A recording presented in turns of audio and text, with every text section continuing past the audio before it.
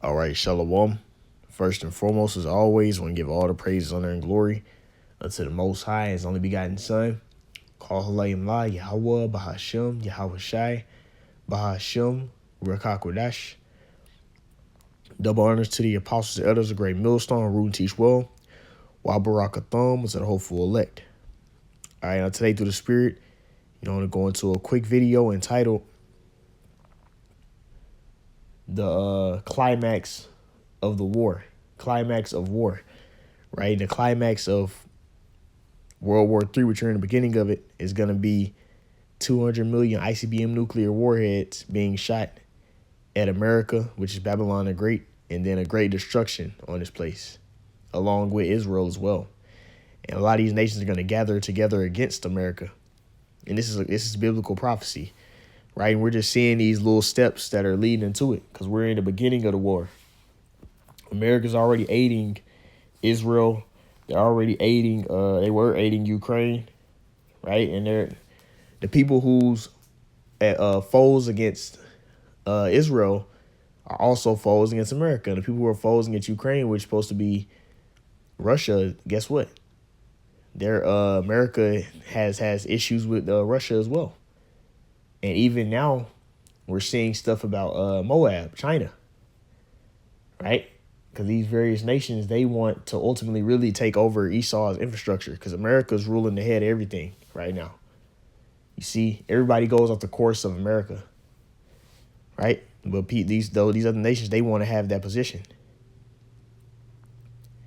right? So that's what's leading to them wanting to attack America. And also people are seeing how America has done people wrong with the way it was foundationized, so on and so forth, not abiding by the various pacts. Because that's the whole point of because really Ukraine belongs to Russia, part of the Soviet Union. But America's trying to come and take over. So it's things like that, man. They're trying to make them be a part of NATO. All right, but I'm just gonna get a couple of these articles that are showing this nuclear warhead news, and then let's go into some news on this, because this is talk right now. You already know, like not too long ago, Trump was trying to get Iran to stop their nuclear advancements and stuff, right? So that's still going on. They're negotiating. It says Fox News warning to Trump negotiators about the deceptive Iranian version of the art of the deal. It says why Israel will resist any U.S.-Iran nuclear deal, right? Iran rules Trump with $1 trillion opportunity, but will a nuclear deal make America rich? Right? You see, and also a lot of these nations have, gained the same technology as America, Babylon the Great. You see? Now, is America still the top when it comes to it? Yes, but a lot of nations are up there. Like Russia has the Satan II missiles, and they're up there with Babylon the Great being America. Right? And as, this thing kicks off more, that it's not no longer going to be talk no more. It's going to actually be stuff happening, right? Now let's go here. This is a ICBM missile, right? It says bringing back medium-range ballistic missiles, fast-track under proposed $150 billion defensive boost, right? Which America's missile defense system is ranked pretty bad. So the Lord has it set up where America is not really going to be able to defend against these nations. It says what? Houthi times the Israel Houthi ballistic missile triggers sirens near Dead Sea is intercepted, right? So these nations, the reason why I'm saying the titles of these articles, we already got to go into them, but it's showing that they have these nuclear capabilities, and this is going to be the climax of World War III. All right. And you see all this, these nations have these ICBMs, man.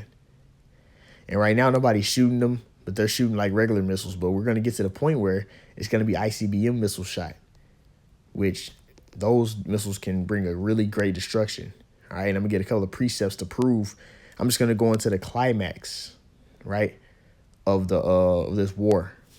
You see, this is Isaiah 34, and I'm going to start at verse 2. It says, for the indignation of Yahweh Bashem Shai is upon all nations, right? All these nations ruling these various parts of the earth. The Lord is against this place. It says, and his fury is upon all their armies, right? They're going to gather up and try and fight against the Lord. It says, and he hath utterly destroyed them. He hath delivered them to slaughter. You see, they're going to be destroyed, man. Their slain also shall be cast out, and their stink shall come up out of the carcasses. There's going to be a lot of dead bodies here. It says, and the mountains shall be melted with their blood. Because there's going to be a lot of people that die in Babylon the Great, which is America, which is going to become like a desert within a lake of fire. And then it's going to be people that die in Yahweh's Shaphat, or Yahweh's judgment. You see, which is over there in the Middle East. You see? You get over there towards the area, that Iran, Iraq area. You see the Fertile Crescent, all that Fertile Crescent, all that place over there. You see those nations are going to be gathered there, and they're going to try and fight against the Lord. You see, but they're going to be pelted by by ultimately the Lord beaming those rays of light from the chariots. And a lot of them are going to be destroying themselves from the war that we're talking about right now. Verse 4, it says, and all the hosts of heaven shall be dissolved, and the heavens shall be rolled together as a scroll. It's going to be a great mushroom cloud, right? It says, and the host shall fall down as the leaf falleth from the vine, and as a falling fig from the fig tree, right? So we're being ready to see that come to pass. When the ICBM nuclear missiles get shot, it says, verse 5, for my sword shall be bathed in heaven, and it shall come down upon Idumea, which that's another name for Esau Edom, right? And what land does Esau Edom rule in? He rules in America. That's the top nation of NATO and the EU. This whole infrastructure Esau has set up, his main nation he rules with is Babylon the Great, America. You see, it says, and upon the people of my curse to judgment, right? That's the people who the Lord has cursed. You know, they were when they were born, their name was Ishashwa, mean wasted away is he. You see, because they were destined, they were marked. Like it said, that the Lord said Cain would be marked. Well, Cain came back as Esau, and he got marked as the people of judgment, the Lord's judgment. You can read about that also in the Bible concordance, the Zondervan. It speaks on how Esau is the people that's destined for judgment in the end times. Right, verse 6 says, the sword of Yahweh Bashem Shah is filled with blood. It is made fat with fatness, and with the blood of lamb and goats, and with the fat of kidneys of rams. This is like what you would do for a sacrifice. Right, but it says what? For Yahweh Bashem Shah hath a sacrifice in Basra, and a great slaughter in the land of Idumea. And that's the main land who Esau rules through is America. And really, a lot of these nations are Edomites, like Russia.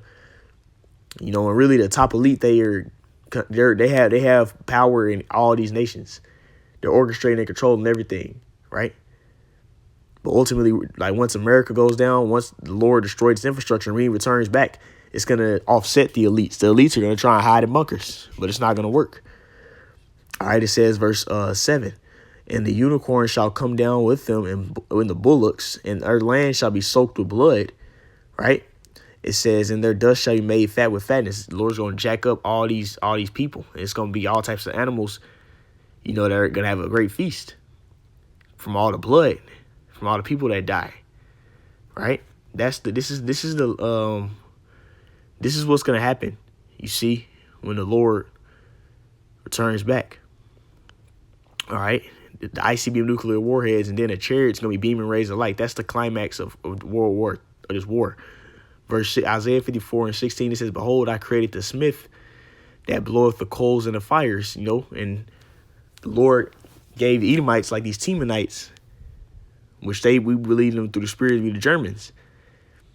They've created all types of weaponry. You had the atomic missile that got created years ago. Well, they've created weapons that can freaking end the world, man. All right. It says, and that bringeth forth an instrument for his work. I have created the waster to destroy, a weapon of destruction, which is what? The ICBM nuclear warheads. That's what blow up coals in the fire. And I'm going into these precepts because this is going to be the climax of this war. And that's where it's leading us to. You see, it's going to get really, really bad out here. All right. Let's go here. This is Revelation chapter 6, and I'm going to start at verse 12. It says, and I beheld, and when he had opened the sixth seal, and lo, there was a great earthquake. The Lord is going to shake the earth when he returns back. Right? It says, and the sun became black as sackcloth of hair, and the moon became as blood. That great darkness, that dreadful day of the Lord. Because he's going to return back and what? Come with fire. It says, and the stars of heaven fell unto the earth, even as a fig tree cast her untimely figs. You have those different seeds that fly off trees, you know, and it can go, and then other trees can be able to be grown from it, right? But it says that that's how the stars of heaven, because that's what the missiles look like. It's going to be a big flame of fire engulfed in flames coming down, pelting down, onto the ground. So it looked like when John the Revelator seen the visions, it looked as if it was a stars falling from heaven, right? It says, even as a fig tree casts her untimely figs when she is shaken of a mighty wind. That's what's getting ready to happen when the Lord returns. This is the climax of this war. Revelation 6:14, it says, and the heaven departed as a scroll when it is rolled up together. And that's talking about the mushroom clouds that's going to be in the sky. All right, from the missiles when they pelt them down. All right, it says, in every mountain and island that were moved, it says, every mountain and island were moved out of their places. It's going to separate everything, just like the flood. Just like the flood separated everything, it's going to bring things back how it used to be to that Pangea. When the Lord has that second death come with a fire. All right. It says, the kings of the earth and the great men and the rich men and the chief captains and the mighty men and every bondman and every free man hid themselves in dens and in the rocks of mountains. They're going to be trying to go in underground bunkers to hide. Right. It says, and said to the mountains and rocks, fall on us and hide us from the face of him that sitteth on the throne. Because when Yahushua returns, he's going to come back in the midst of the climax of this war. When those ICBM nuclear warheads are shot at America, and also he's going to come back beaming those rays of light with the chariots and delivering the elect, those who aren't set to be destroyed with America. Right? It says, for the great day of his wrath is come, and who shall be able to stand? Nobody's going to be able to survive that's not of the elect. All right? When Yahushua returns, when the Lord returns. This is the climax of this war. You see? This is what's getting ready to happen. All right? And most people, they aren't looking for this time to come, but it's coming. Whether people are ready or not. Yahushua is getting ready to return and destroy this place. You see? And it's going to be a great destruction. A great woe. All right? And if you ain't of the elect, then you're going to be destroyed with this place. And also, I want to get the precept backing up these nations coming against Babylon the Great being America. All right, let's go here. All right. This is Revelation 17:15. It says, and he said unto me, the waters which thou sawest where the whore sitteth are peoples and multitudes and nations and tongues. This is all these nations that America is ruling over. All right. So when it speaks about the seas, a lot of times it's talking about the different nations, the different people, the Goyim. All right. That's who America's ruling over, all these different Goyim. Right. Verse 16, it says, and the 10 horns which thou sawest upon the beast. This is like the economic system of the beast. The beast is NATO and EU. EU is like the economical system of it. Right. These European nations, it says, these shall hate the whore. They're going to hate America. They're going to turn against America.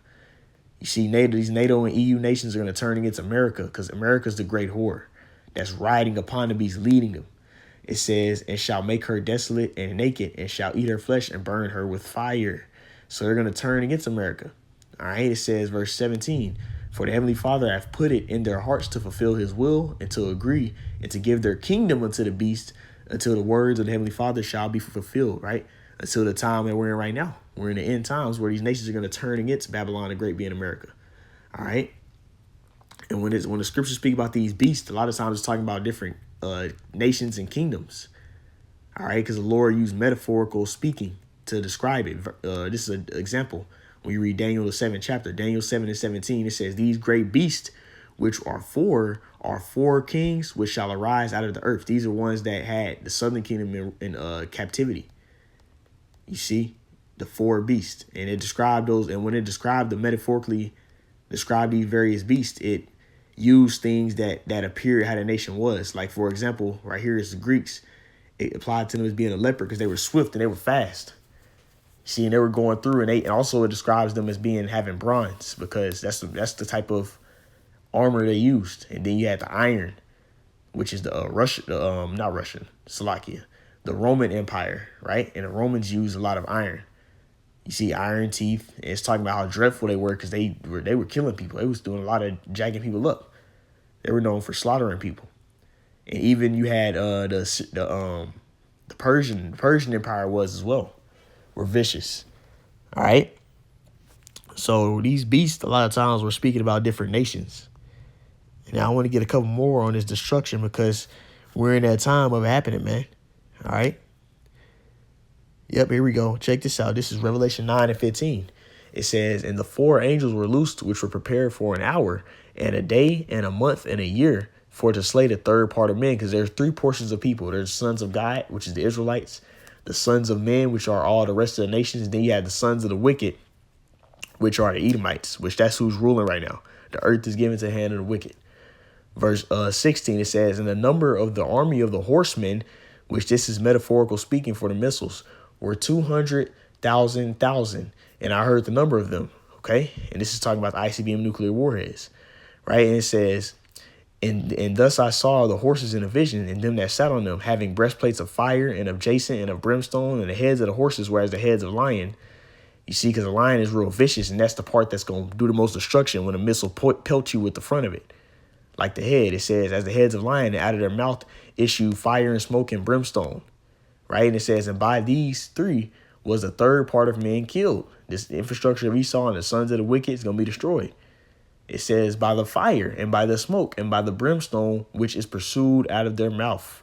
Okay. So we're getting ready to see this happen now. All right. For the power is in their mouth and in their tails. For their tails were like serpents that and had heads, and with them do they hurt. Okay. So we're getting ready to see this happen with this destruction. And this is the final, this is, you know, I got the movie Final Destination. Well, this is the final destination for this infrastructure of Babylon the Great being America. It's going to get jacked up with the ICBM nuclear warheads. And why is that? Because the Lord is going to bring judgment for what's been done to his people, and also because the sins have reached into the heavens. All right, this is Revelation 18 and 5. For her sins have reached unto the heavens. This is that great whore America. And the Heavenly Father hath remembered her iniquities. Reward her even as she hath rewarded you. Double unto her, double according to her works. In the cup which she hath filled, filled to her double, right? She's going to get jacked up even harshly than what she's done. Because the Lord, that's how much the Lord wants to judge this place. He's going to require that much for all the bloodshed of the saints, for all the sin and evil that was pushed here. The Lord's going to have to require that from them, man. It says, verse 7, how much she have glorified herself and lived deliciously. The Lord's going to overkill America. It says, so much torment and sorrow give her, for she saith in her heart, I sit a queen and am no widow, and I shall see no sorrow. That's why America doesn't work on their missile defense system. And also there's no gated. It's not, anybody can just come in here. That's why Trump's saying, we need to build a wall, right? So this place has looked as if it can't be taken down, but the Lord's getting ready to do it. Verse 8, it says, therefore shall her plagues come in one day, death and mourning and famine, and she shall be utterly burned with fire by, like I'm talking about, that climax, the ICBM nuclear warheads, and Yahweh Shai beaming this place with the chariots. It says, for strong is Yahweh Yahweh Shai who judgeth her. You see another precept that comes to mind when you look about the chariots, right? Is I'm going to get this right here. I'll end it off with this one. All right, 2nd Ezra 13. 2nd Ezra 13. All right, 2nd Ezra 13. All right, you go down here. And I'm going to get to the point.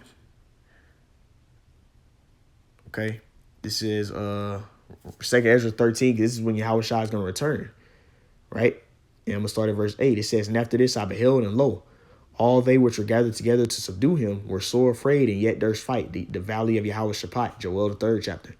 It says, and lo, as he saw the violence of the multitude that came, he neither lifted up his hand, nor held sword, nor any instrument of war, right? He didn't have to. It says what? It says, but only I saw that he sent out of his mouth, as it had been a blast of fire, the chariot's going to beam their ass and zap them, right? Because the chariot is like the opening of the chariot is going to be able to beam their ass. It says, and out of his lips a flaming breath, and out of his tongue cast out sparks and tempest, right? The chariot is going to be beaming people, zapping them.